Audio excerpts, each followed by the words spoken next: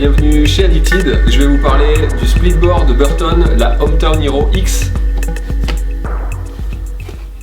La Hometown Hero Split X, c'est le joyau des splitboards chez Burton, une nouveauté dans la gamme, puisque du coup cette version X, donc qui va reprendre les constructions des gammes Mystery qu'on retrouve dans les gammes classiques, n'existait pas, et donc elle vient sur le shape de la Hometown Hero, qui est dans la gamme classique une board all-round et super polyvalente, orientée poudre. Donc sur cette version on va retrouver le même shape, avec une forme en pintail, avec un talon un petit peu plus pincé qui va permettre d'avoir une meilleure déjauge et un meilleur pivot, et une spatule avant un petit peu plus grande pour avoir plus de portance et plus de facilité en poudreuse. Les entrées de courbe qui sont plus saines aussi, un passage d'une carre à l'autre qui va être un petit peu plus dynamique et intuitif. Tout ça, ça va être allié à la zone de cambre directionnelle, donc un cambre classique sous les pieds pour de l'accroche, ce qui va être utile sur les entrées de couloir, par exemple quand la neige est un petit peu ventée, tassée ou glacée, avoir quand même des appuis francs et incisifs, et avoir de la relance aussi pour avoir quelque chose de très dynamique avec peu de déformation en torsion, une planche plutôt technique. Des roulées de spatule sur l'avant, de la déjauge, des entrées de courbe qui sont très saines mais qui sont puissantes par le cambre sous les pieds.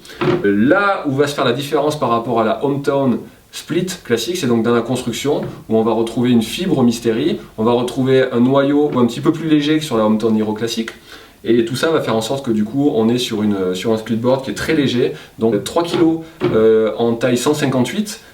C'est assez redoutable du coup comme performance d'un point de vue du poids. On a une fibre Mystery qui permet d'avoir vraiment de la réponse, de la réactivité. On a une semelle en mètre-long qui permet d'avoir une glisse la meilleure possible. Enfin vraiment on approche de la perfection sur ce splitboard là. Ça fait plaisir à mentionner aussi parce que Burton était peut-être un petit peu en retrait ces dernières années et là ils reviennent vraiment dans le game de manière hyper tranchante. Voilà. Au niveau de l'accastillage, à savoir que on a les pucks qui viennent toujours avec les splitboards Burton, donc les pucks qui vont permettre d'adapter les fixations Hitchhiker de chez Burton ou alors les Spark, voilà, les fixations Spark vont pouvoir s'adapter aussi sur cette planche là. Et au niveau de l'accastillage, c'est nouveau, c'est l'accastillage de chez Karakoram qui permet d'avoir un degré de finition vraiment super beau, c'est super propre, très soigné. Voilà, tous les petits accastillages c'est vraiment une finition top du top. Voilà.